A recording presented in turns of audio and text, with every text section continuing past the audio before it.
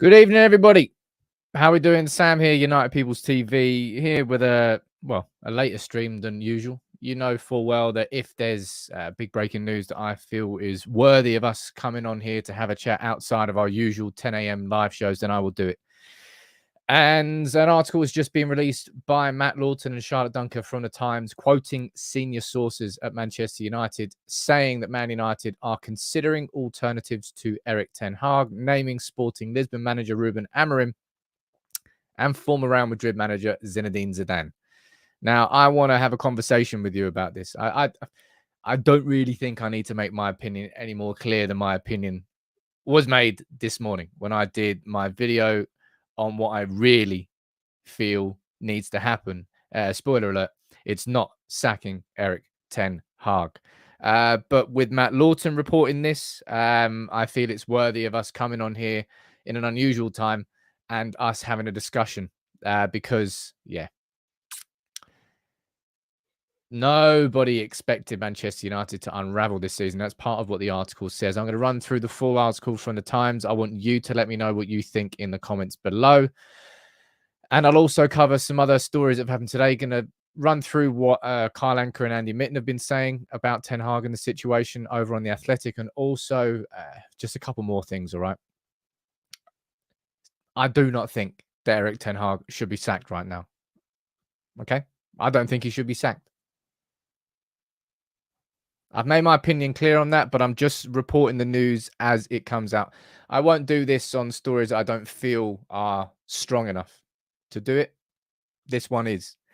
Okay, so I'm going to run through this article saying that Erik Ten Hag is on thin ice as Manchester United consider alternatives to him as United manager. Let me know what you think in the comments.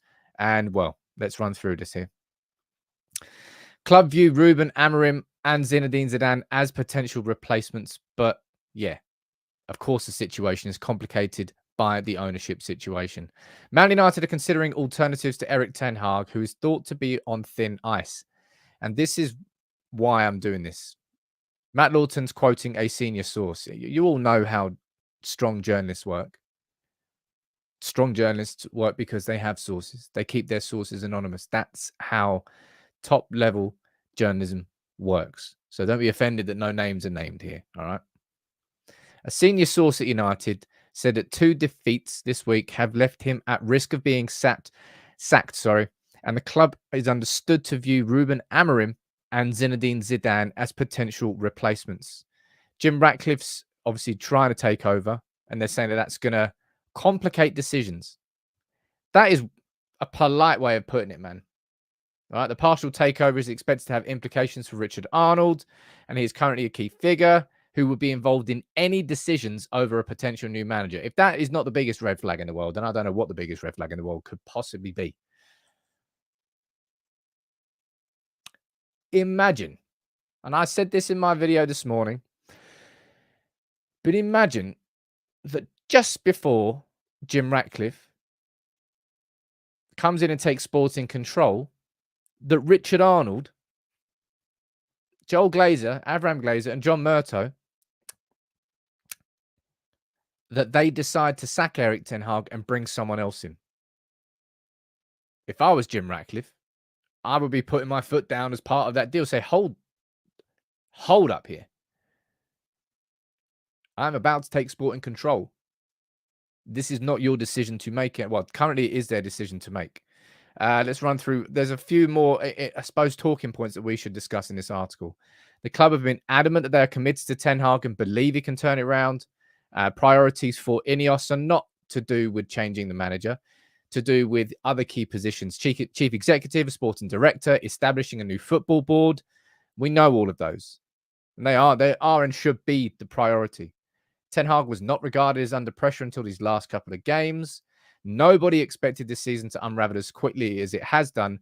And I think that's one thing that we can all wholeheartedly agree with. It's the speed of the descent that's caught everybody off guard.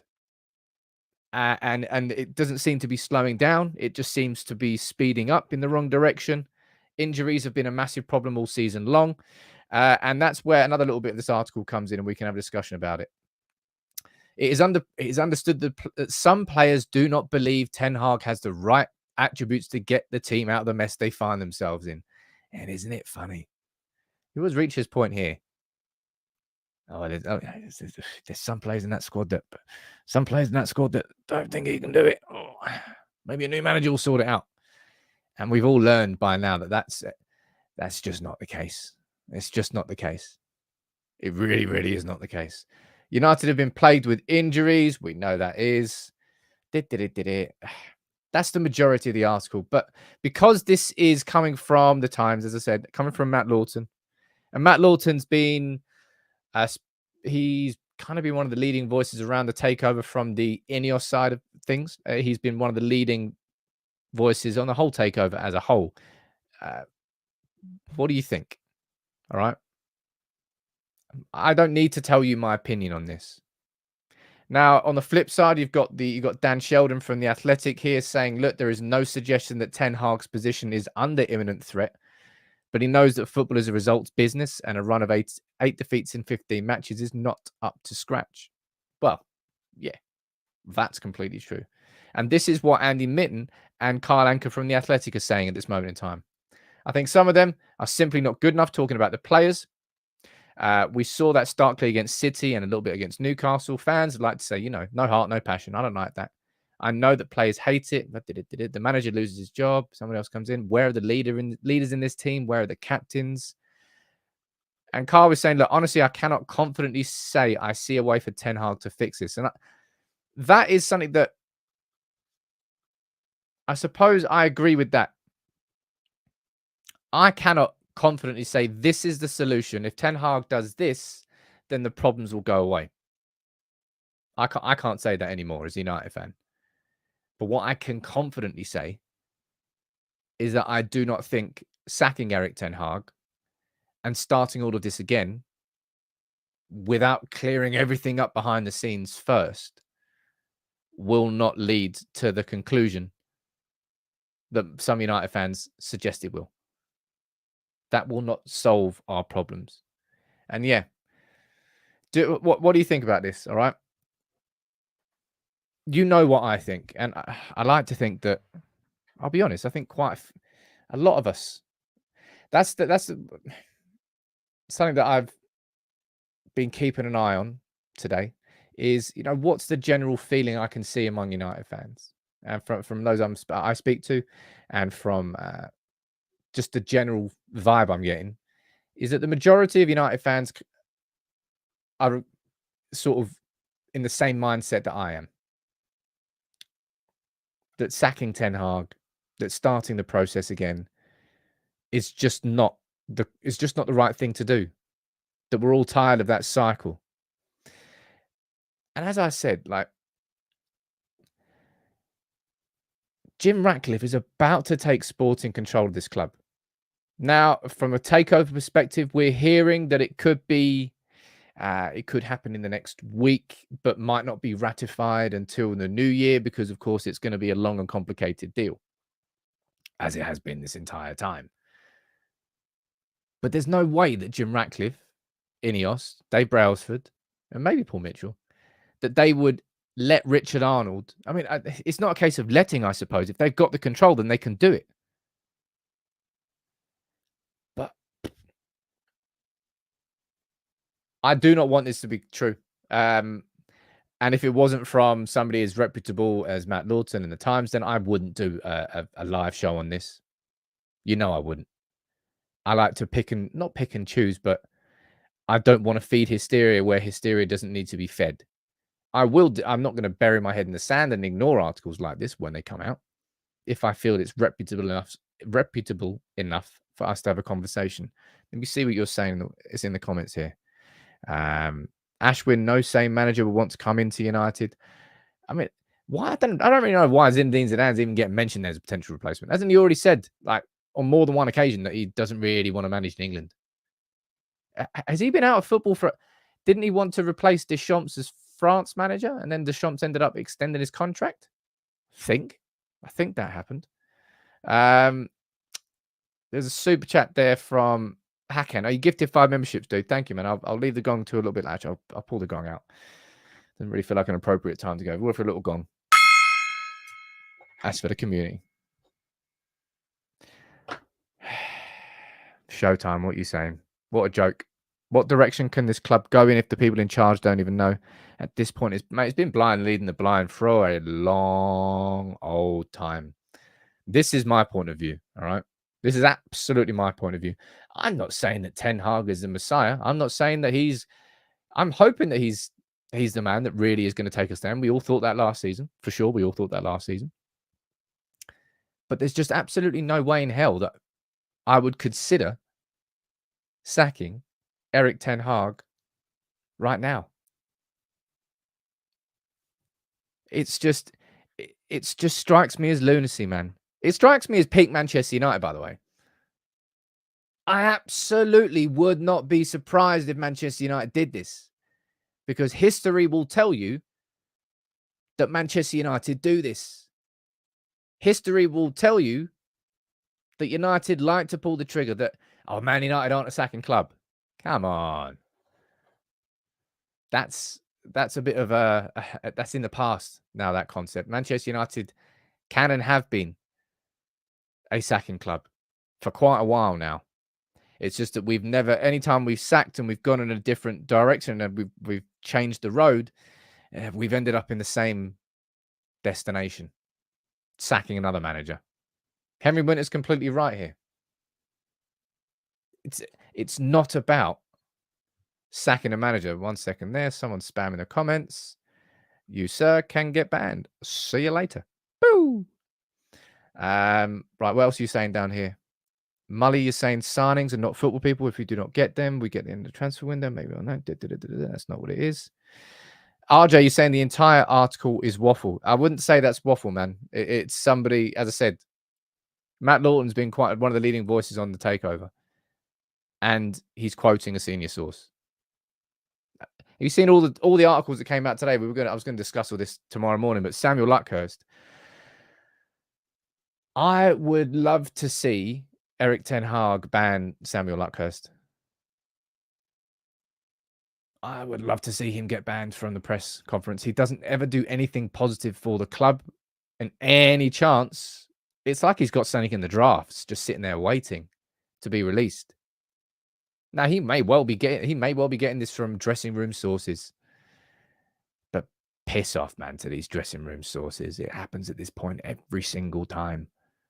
Can't be the same. Well, maybe it's the same players. Every single manager, the same thing happens. Dressing room sources. Some players are unhappy. Ooh. And then you go into the rinse and repeat cycle of, is the manager to blame? Are the players to blame? And then you get into the civil war of football fans, and it's cycle and rinse and rinse and rinse.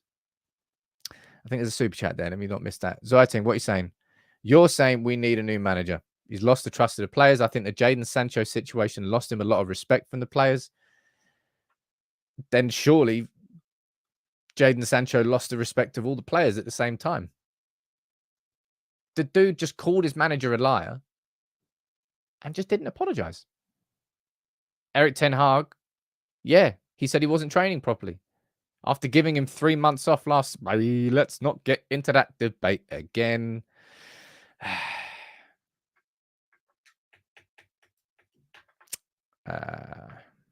Luan, you're saying what's the point down there? I don't know. I feel like I'm losing the will when it comes to Manchester United. It's breaking me at this moment in time. It really, really is. Oh, wow. Mojo. I wish United could get their mojo back. Jeez. You just gifted 20 memberships. Dude. Anybody who might be new here, because I'm here live at a different time, you might not be part of the community. A gifted membership there means that's you being welcomed into United People's TV community. Come into the Discord. There's 20 of you now, Mo. That's amazing generosity from you. 20 of you that can come in and just, you can chat about these things. Hell, it's a kind of a therapy room. Zoateng, again, you're saying this. You're thinking that the De Gea situation lost him a lot of respect. Manchester United handled that so badly. I do agree with that. I completely agree with that. What players have said Jadon's been good in training? If a manager, it doesn't matter what a player says, whether a player says they've been good in training or not. It's the manager decides if, oh yeah, I was great at work yesterday. No, you weren't. You were crap. No, I was great at work. No, I'm telling you, you weren't. The boss.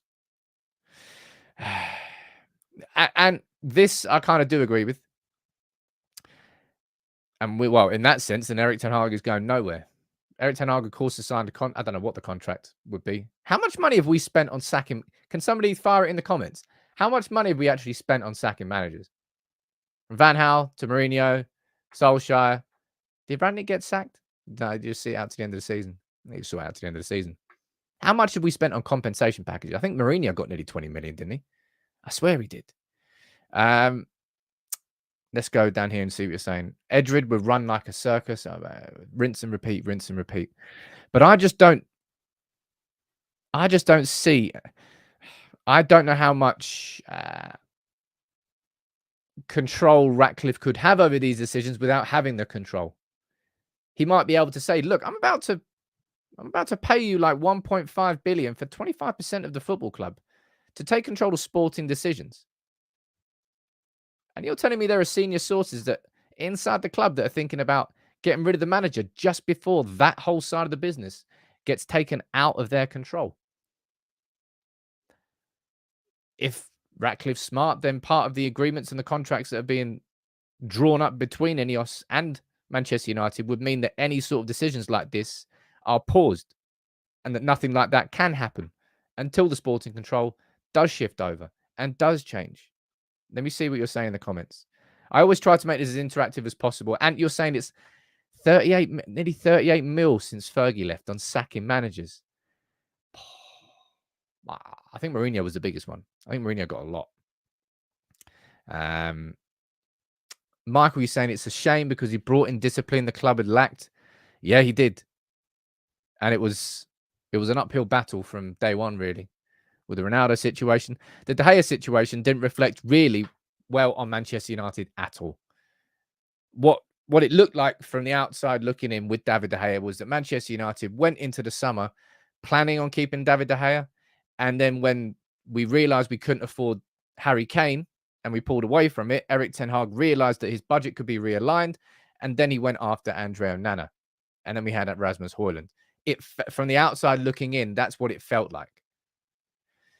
I mean, whatever it is with Man United sacking managers and paying them, it's a lot of dough.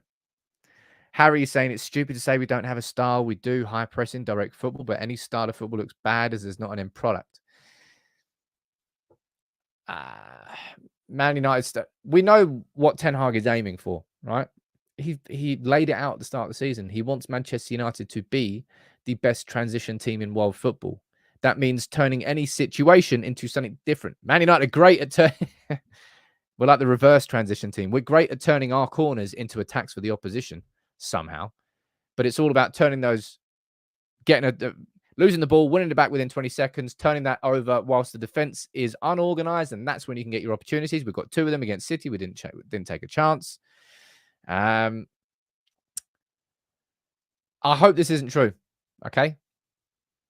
Let me know in the comments. All right. I'll be interested to know what you say. Does your opinion on Erik Ten Hag change according to what the result is on Saturday? Type yes or no. For me, it doesn't. I apologize. Oh, look at that.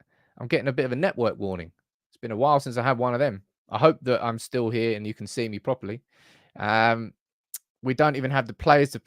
Ten Hag has made a lot of signings, man. He has made a fair amount of signings. But the thing that's really, really hurt Erik Ten Hag this season is not having his defenders. Our defense is just, it's awful, isn't it? Martin, who knew that one player missing could have such a dramatic impact on this team? Which I suppose doesn't come as too much of a surprise because he hasn't built a squad yet. He's built a team. I'm going to see what you're saying. Going back to the question I just asked there, does the result against Fulham change your opinion on what goes on? This is what you've just said there. Robin, you're saying no, my stance won't change. Sue, you're saying no as well. Alvin and Alan, you're both saying no. Chris and Mike, you're saying no. The majority of you are saying no, but a few of you are saying yes. You've got Will Bald, you're saying yes. I'll be honest, and I'm glad, right? I'm really glad that so many of you and so many United fans, it feels like It feels like a lot of us have reached this conclusion together that, like, I'm not doing it again. I'm unwilling to support the concept of doing it all again and starting it all again and starting the cycle again and starting the rebuild again until the structures above Erik Ten Hag have changed. Hey, look, if Jim Ratcliffe comes in and we get Paul Mitchell, and then we have a new CEO, someone like Jean-Claude Blanc, whatever it would be, we have a brand new footballing structure. And then between now and the end of the season, if we get towards May time, we look at this Ten Hag team, we go, you know what, man? From where we were last year to where we were this year, despite all the signings that we've made, there really hasn't been enough of a progression. Then it's at that point where you have conversations around replacing a manager. And I would understand them. But no way, in my opinion, before the end of the season. I think it would be pretty foolish of me to suggest that if Man United get to the end of the season and we're still not seeing progress from where we were from the season before, that we shouldn't be considering a new manager. But I just want this I want these structural changes in place and set before any conversation like this happens. Because how can you make the right decision? Hypothetical situation here. If Erik Ten Hag was sacked, how can you possibly make the right call on who should be our next long-term manager if you don't even know who's going to be your sporting director in a month's time? If you don't even know who's going to be your CEO in a month's time? It's just, I always call it root cause analysis. It's boring, but it's true. If you have a problem in life and you fix the surface problem, you think, oh, that looks all right. Works for a month or two, same problem comes back. And you're like, damn, I thought I fixed that problem. Do the same thing again. It works again. Right, sweet. There you go. Sorted it.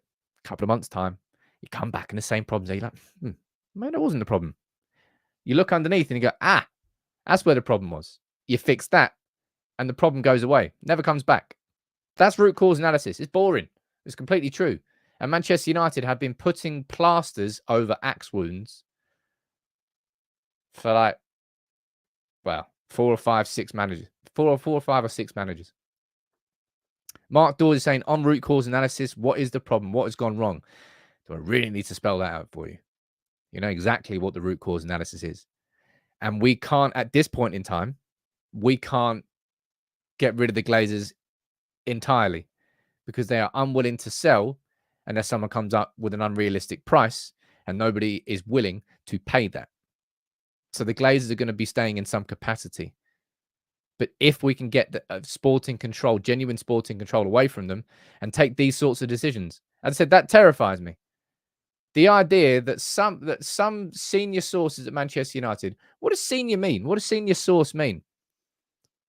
Presumably, that means someone on the board. 12 members on that board, of course. 3 who are independent, 6 who are the Glazer siblings, and 3 in the middle. Cliff Beattie, Richard Arnold. There's one more I can't remember the name of. Doesn't really matter. They're the 12 directors. They're the 12 senior sources at Manchester United, so it must be one of those.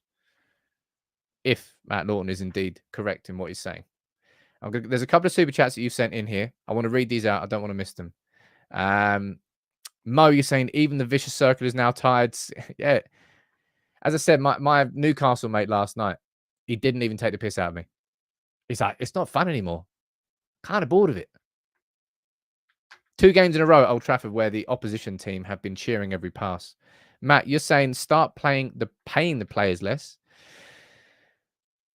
Well, that comes down to, again, that's why you need someone like, I don't know, maybe someone in control of the sporting structure, a new sporting structure that comes in and actually controls all of this. That's part and parcel of the problem. You know that is. Didn't Liverpool underperform last season where it was a Klopp outrage? One thing we all know, man, is just that when it comes to Manchester United, no club is scrutinized harder than United. And the media enjoys a United downfall more than any other club. Did anybody even hear about the fact that Arsenal lost 3-1 yesterday to West Ham? You wouldn't even know it. Same round of the competition. Yeah. 3-1 defeat. Naughty peep. But it's because when things are going wrong, it's just, the knife gets twisted. The cycle repeats. This is the new United way. Well, this is where the way has to change. This is why now has to change. This is why I did that video today. Like ladies and gents, like hunker down. I think it could. I think it could easily get worse, but it won't change my stance. That I do not want anything to happen to Erik Ten Hag. These players, for sure, are not doing enough. Erik Ten Hag himself, and this is the thing that's annoying me about Ten Hag now. And this is something I agree with you. Like, some of his problems are self-imposed. A man who was making so many correct tactical decisions before is just like inexplicably making wrong ones now. And I'm like, what are you doing, Erik? Some of his tactical decisions. And now you're hearing whispers that Varane's unhappy with him. I can't take it anymore, man. I can't. I can. Gia, you're saying the solution requires patience, and that is to continue to overhaul the squad, diminish player power, and support him. That requires a structure above. And people are going to be looking at that going, oh, it's, support Ten Hag, back Ten Hag. It's not just about like the definition of Manchester, not a definition of Manchester United, but as a club, nobody has been more wasteful with money than us. Newcastle, look, yeah, they've got Saudi owners in now, and they're looking at that. Saudi Arabia's got the World Cup in 2034. They're going to keep pumping loads of money in. But they made two very good calls. Number one was Eddie Howe, which has worked out fantastically. He's obviously proven himself as a good coach. But then Dan Ashworth came in June 2022, and that team there that played us had Livramento, had Hall, who are sort of like fringe players. But when your fringe players are so perfectly profiled, and every single player can drop in and drop out. I always remember last season when Ortega played the FA Cup final against us instead of Edison. Like, you wouldn't have known. You wouldn't. It played the exact same way, and that's what comes with good profile. Like City last year, it makes me sick how well they did this. Mahrez leaves, and they go and sign Jeremy Doku, and I'm like, you bastards. And that's what happens when you have someone like Dan Ashworth in place. Like Ten Hag can hardly. He's in control of Manchester United, playing 2-3 games a week. If he focused on anything else, he wouldn't be able to do that job. And maybe that's what he's doing. Maybe he's getting distracted by other things. Let's have a look here. You have two mouths, Sam. Before the beginning of the Premier League, you rated Ten Hag's tactics. Yeah, that's what I've already said that. I said, have I been sort of misinterpreting what Ten Hag's approach was? I don't think I have. I know that he wants to play that 3-6-1 in the build-up, but out of possession, and this is the complicated thing about Ten Hag's tactics, is there's a form in possession, there's a form out of possession, there's a shape in possession, there's a shape out of possession. And this is what the players, I think, are kind of still struggling to understand. There's a lot of fluidity and movement inside Ten Hag's shape of a system. And I don't think the players have fully grasped it. I don't really think all fans have either, if I'm being completely honest. Jeremy's saying it's very reactionary every time the fan base wants a manager out. The club will always part ways with the manager. Up until this point, yes. And that's why this has to be the moment of change. And that's why this article I considered worrying. I'm going to see if there's anything else being reported by like The Athletic or stuff like that. Right, let's have a look. No. There's nothing being said anywhere else, really. So it's going to be interesting to see whether this is followed up on. I asked you in the comments there if you think if Man United lose against Fulham, whether the situation changes for Erik Ten Hag. And for me, it doesn't. But if Man United go into this game against Fulham, I have to admit that if we go into this game and we just continue like we ended up, we're not going to lose 3-0 to Fulham. Jeez, I was saying that. Well, I didn't think we were going to lose 3-0 to a second-string Newcastle team. But we did. Then maybe the pressure will become so intense. I don't know. I feel like I'm almost disengaging at this point. Man United fans, we have got used to the limbo, right? We've got used to feeling like our club is in limbo as United fans, but we almost find ourselves in the ultimate limbo because we're sat here right now waiting for Ratcliffe to take over 25% of the club and take over sporting control. And we have been waiting for that for 12 months now. November was when the Glazers announced this strategic investment alternatives. And then you've got reports suggesting that United are going to be looking at Amorim and Zidane as potential replacements. That's like the ultimate limbo state of a football club. You don't know who's in control. You don't know who the owners are, or you have no idea who the owners are going to be in like 4 6 weeks. You have no idea who's going to be in control. And at the same time, you have no idea whether United are going to pull the trigger now on Ten Hag. And I want to reiterate again and again and again, I do not think Manchester United should be doing that or even consider doing that. Man United should be backing Ten Hag. There's going to be some more victims. There's going to probably be some more fallouts. But at the end of it, the players that you're left with, you know you can go to war with.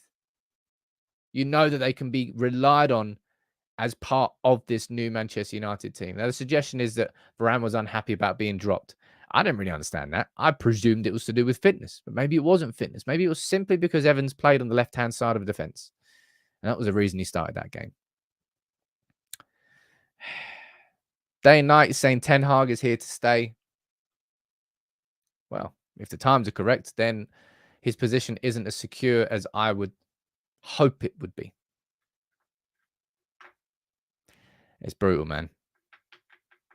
It really is brutal. Just watching what's been done to our club under the Glazers' ownership over these last 10 years. Like all the near 3 decades that Fergie spent building a dynasty and doing it multiple times, actually. To watch it all crumble in the way that it has. And any time you get one step back on the ladder, you realize that ladder's made of paper and it just crumbles in front of you. And then you start again. You build it and then it falls again. And then you build it and then it falls again. Like the decision makers at our club are absolutely awful. And they have been for so long.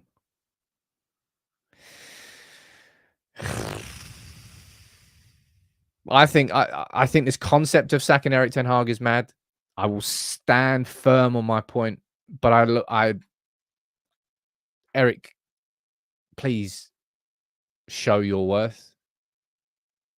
If it's the players, then you need to find that way into them to motivate them to play to their levels.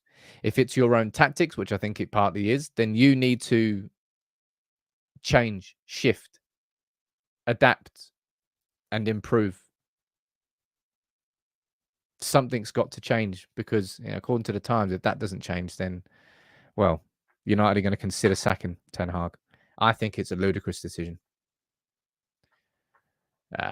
See what you did. See what you did there, Kevin. We're behind a Rock of Gibraltar in a hard place. Well, Fergie did a lot of good for the club. That Rock of Gibraltar was not one.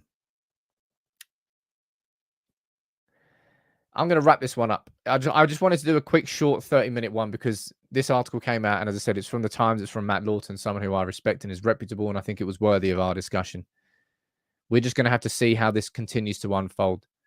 In my opinion, it's just a wild concept. The idea of sacking Ten Hag and bringing someone else in, whether it's Ruben Amorim, whether it's Zinedine Zidane, it doesn't really matter who it is. The same pointless conversations. And as I said to you before, what manager in his right mind would want to come to Manchester United as it stands? It is a poisonous atmosphere. It is a poisonous working environment. You don't even know who you can trust or listen to above you in the pecking order because you don't know who's going to be on that pecking order in like 2 weeks' time. I hope it's nothing more than paper filler, but it's from Matt Lawton, so I can't just completely dismiss it. You can let me know what you think about everything, as we always do in the comments. These live shows are me sort of covering the news and discussing the news with you. That's what I try and do with these shows. And yeah. I'm recording a podcast tonight, though. I'm sure that will cheer me up. I'll be here tomorrow morning at 10 a.m. Take it easy, everyone.